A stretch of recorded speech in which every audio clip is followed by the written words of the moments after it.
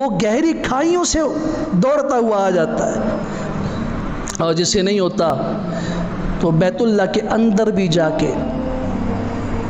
वहाँ मौजूद होते हुए उसको नमाज की परवाह नहीं होती। अल्लाह ने हमें तौफीक दी, हमारे सामने इधर मेरे बिल्कुल बराबर में सोया। नमाज जुम्मा के लिए ख़तीब आया, अल्हम्दुलिल्लाह वस्सलातु वस्सलामु अला रसूलिल्लाह, खुतबा शुरू हुआ। हमने हिलाया, भाई उठो। सख्ती से उसने झड़क दिया।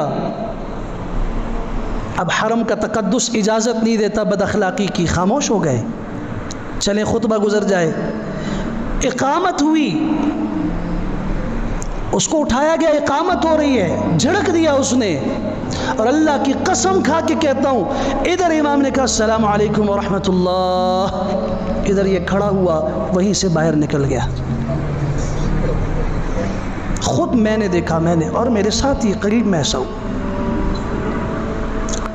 आपका काम है अज़्ज़िन फिन्नास बिल हज, लोगों के दिल तक ही आवाज़ मैं पहुंचाऊंगा, और जिसके दिल में मोहब्बत होगी फ़कीर होते हुए भी उसको यहाँ ले आऊँगा, और जिसके दिल में मेरे घर की अज़मत नहीं होगी, मेरे घर से तो कायनात का कोई घर अजीम हो ही नहीं सकता, मेरे दर से तो कायनात का कोई दर अजीम हो ही नहीं सकता, मेरे नबी के शहर से कायनात का कोई शहर अजीम ही नहीं हो सकता। जिसके दिल में इनकी मोहब्बत नहीं है रहे अपनी जगह पर, ये यहाँ पे काम भी करता होगा। 27 साल तक एक बुज़ुर्ग मक्का मुकर्रमा में रहे, ना उम्रा किया, ना हज किया, ना बैतुल्लाह का एक दफ़ा तवाफ़ किया। मुझे कहने लगे मेरे बेटे से कहें ना ये मुझे ले जाए। मैंने बेटे से कहा आप वहाँ सऊदी अरब में होते हो, बाप की ख्वाहिश है, बेटे के अल्फाज सीने पे लिख लीजिए।